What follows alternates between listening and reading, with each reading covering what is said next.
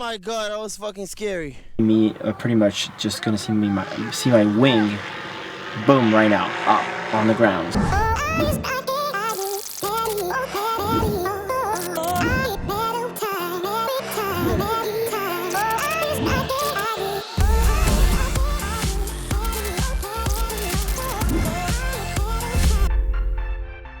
The weather sucks officially. We're just here getting some gas before we try to go to the beach and see how it is, but doesn't look so good. We're arriving. This is where we are right now, Sea Cliff. We're trying to set up and go for a quick flight. It is misty, it's not really raining. The wind is alright, consistent. Spencer's gonna set up, I'm gonna set up. So we're all gonna set up and get going.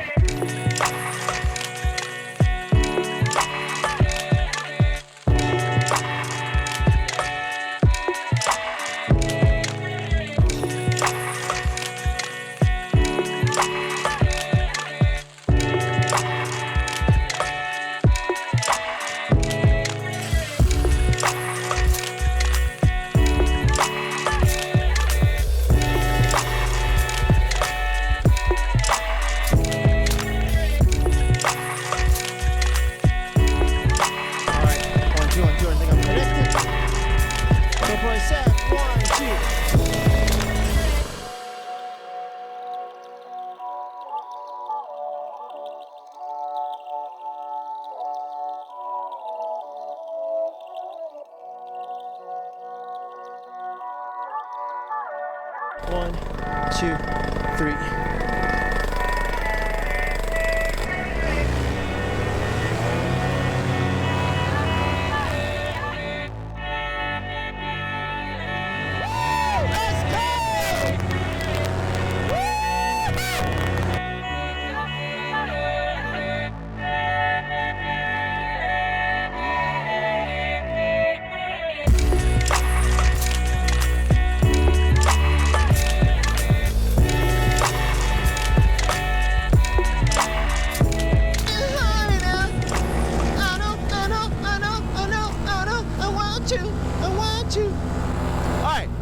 Let me finish my whole kiting howselftrain.com.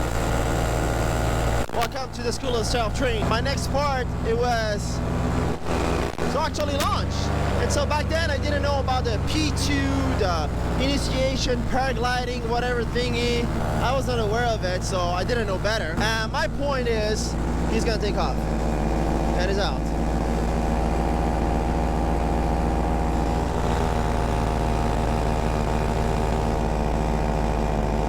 My point is, I had to figure out, okay, how do I take off? So I tried to contact a bunch of people, a bunch of pilots to see like, oh, can I fly with you?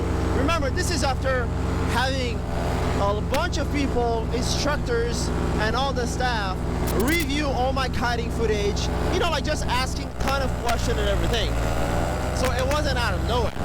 So I felt pretty ready. So then in the meantime, I kept kiting and practicing everything and reading about the FAR 103, like trying to gather as many information to know I was ready and up for it, you know?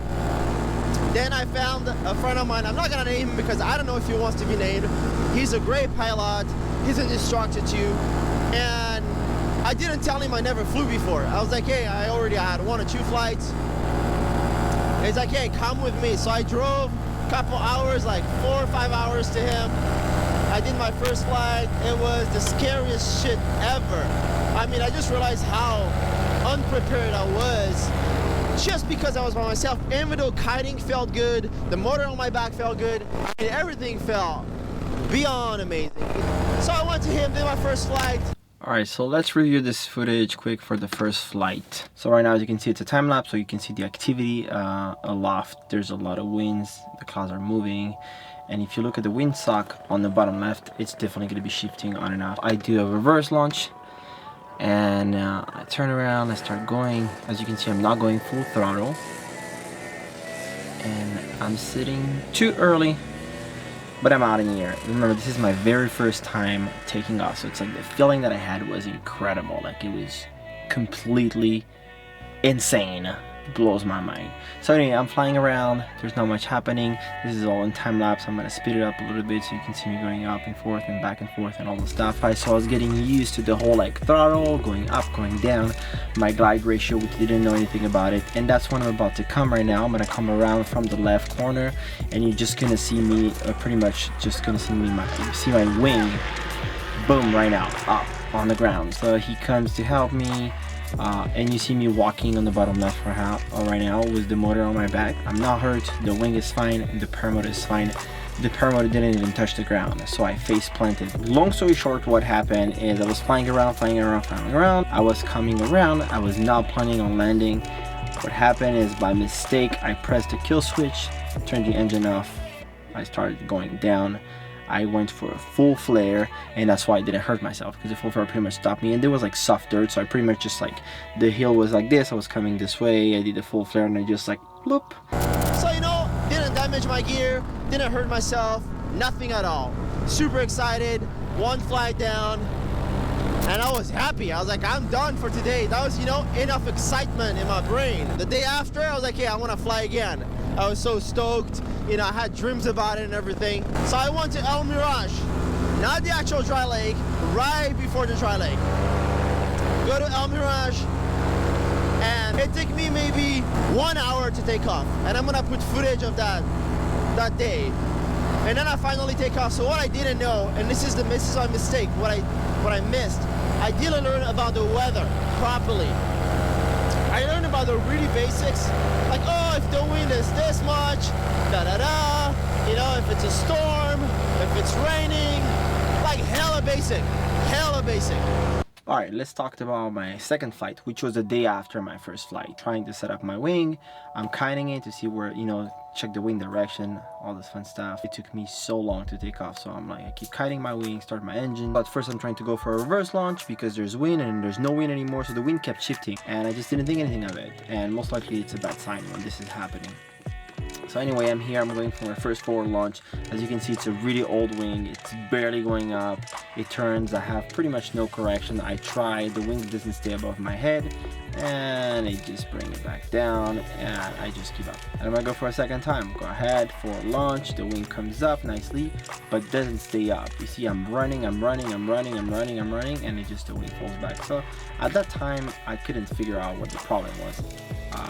And obviously, like I said, the wing it's a really old wing. It was an APCO Premium 4.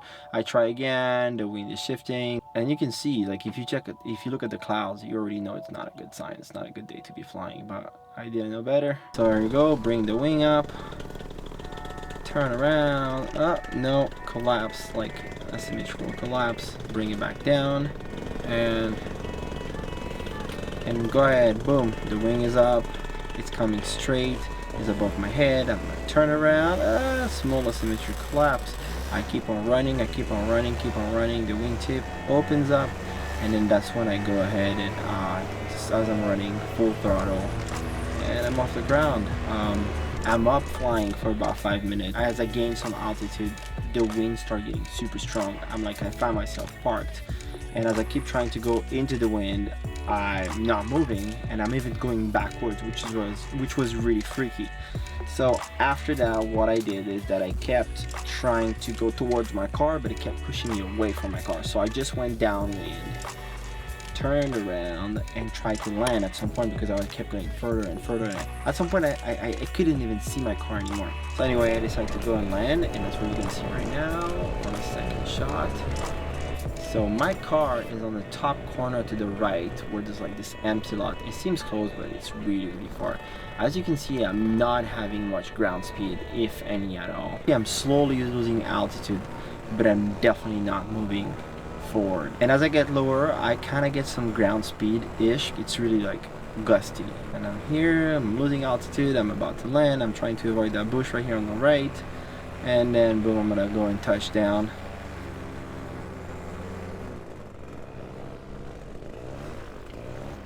Pop. Touchdown. I'm super excited, super stoked at touchdown. I landed safely. You see the wind is like super gusty. I'm trying to get my wing back together. I'm like, Oh my god, that was fucking scary. but anyway, that was just my second flight. My problem on the second flight was the weather. I messed up because I didn't know enough about the weather, and that was my main mistake. So that's something really important. The weather, make sure you're on top of it. Learn about it. Learn about winds. Learn about thermals. Learn about clouds. Learn about how to check the weather. Learn about like temperature. Learn about like everything, every single thing you can learn about the weather. I would say do it. That's my best advice. Anyway, let's keep watching. And then my third flight, I did a sunset flight in Lancaster, and that's where really I felt like it was a serious flight. There was no wind, it was in the middle of nowhere, there was nobody, it was sunset. I mean, that means if something happened, I would be like dead in the dark, nobody will find me. In my flight, takeoff was awesome, landing was great, but I came in so hot and I had an old ass wing, remember that, a super old wing. But so anyway, did my flight. It was amazing. First sunset. I'm gonna post video of that flight too. And then that's it. I was hooked from now on. From there on, I just kept reading more and asking more questions and showing people my flights, my takeoff, my landing, getting advice. And here I am today. You know, I'm enjoying myself. I'm really loving it. That's why I want to do this video, so people know not to make the same mistake. But anyway, that was it from my experience, guys.